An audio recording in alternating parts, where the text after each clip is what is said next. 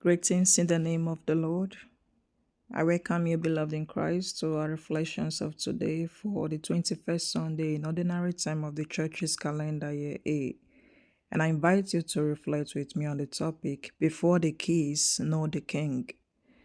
Authority without the knowledge of Christ becomes power, but authority deeply rooted in Christ becomes service.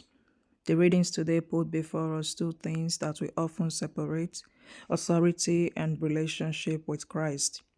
Isaiah speaks of the one who receives the key of David, while in the Gospel, Jesus gives Peter the keys of the kingdom. But before Jesus gives Peter the keys, he asks him a question: Who do you say that I am? This is significant. Jesus does not give the keys before asking Peter about his knowledge of him. Authority in the kingdom begins with knowing Christ. Think of a key. A key is small, sometimes almost insignificant, but it can open something very valuable.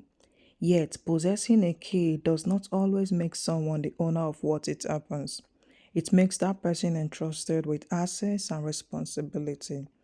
This is what happens with Peter. Jesus gives him the keys, but Peter remains a servant.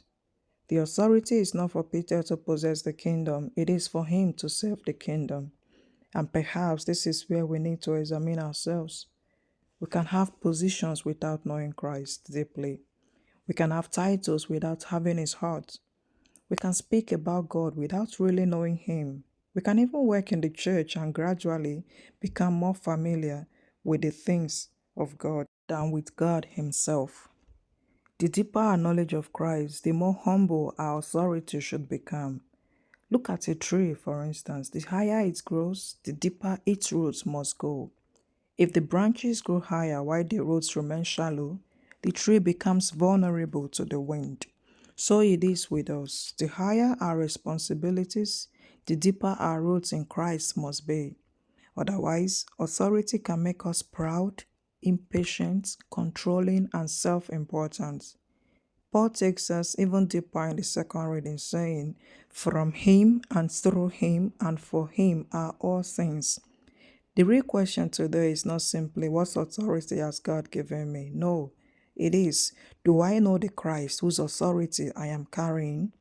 Because knowing Christ changes the way we lead, the way we correct, the way we speak, the way we forgive, and the way we treat those placed under our care.